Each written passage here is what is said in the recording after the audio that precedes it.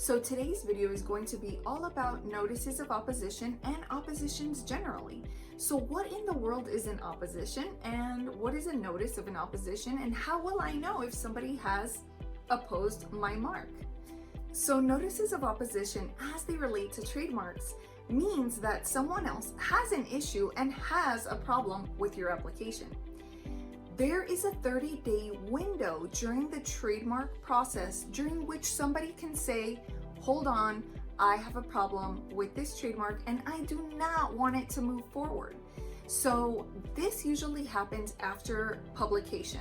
So if you look at the history of a trademark application, you will see that every single application, it does not matter what kind of application you initially started with, because it will eventually go through a publication period, means that for 30 days it will be published in something called an official gazette. Now, in the official gazette, there will be lots and lots of trademarks published. So when your trademark gets published in the official gazette, it means that anybody can oppose the trademark. And the official gazette is kind of the equivalent of posting something in the newspaper, which allows the public to have notice that you are going to register this mark. So if anybody has an issue with it, they have those 30 days during publication in which they can say, no, I don't want this to get registered. Now, you can either file an extension of time to oppose, or you can flat out file an opposition. Now, during this time, people can also come to an agreement about how both parties will move forward with their respective marks. So the opposition period can be a little bit scary for some people because they think, oh no, I've already invested a lot of time, a lot of money, a lot of resources into my brand. Why would somebody have a problem with it, and why would they barely let me know? Why couldn't they have let me know sooner? That way I wouldn't have invested and wasted this time and money and effort. And the reality is that the publication period is the formal way to oppose a trademark before it actually gets registered. And so if you are on the lookout for marks and for other brands that are in the process of being registered that are too similar to yours and it's just a little too close for comfort, then that is your opportunity basically to say, no, I want to put a stop to this. I'm going to file an extension of time to oppose, or I'm going to flat out file an opposition. Now, somebody can do the same thing for your trademark if you have registered for a mark. Now, how in the world do you respond?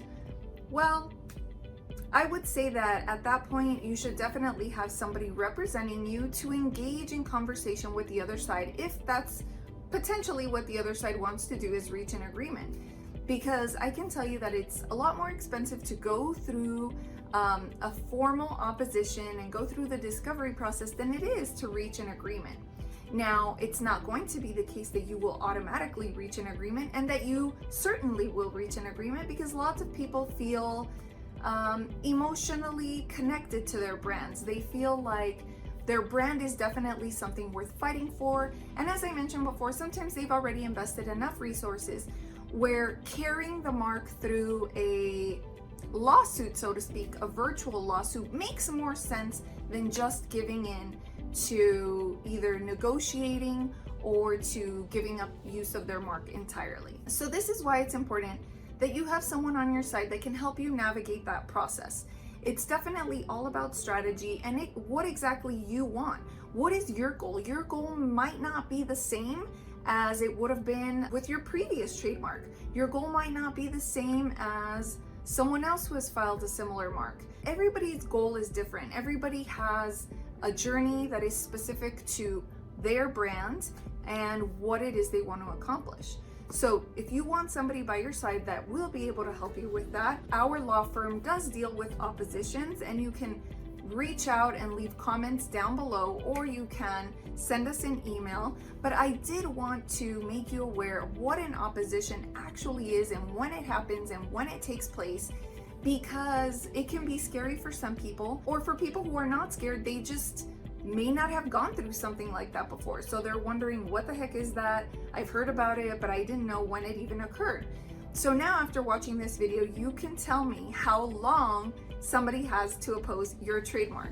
If you were listening, I want you to tell me in the comments below how many days someone has to oppose your mark. How many days do you have to oppose someone else's mark, and when is that time frame?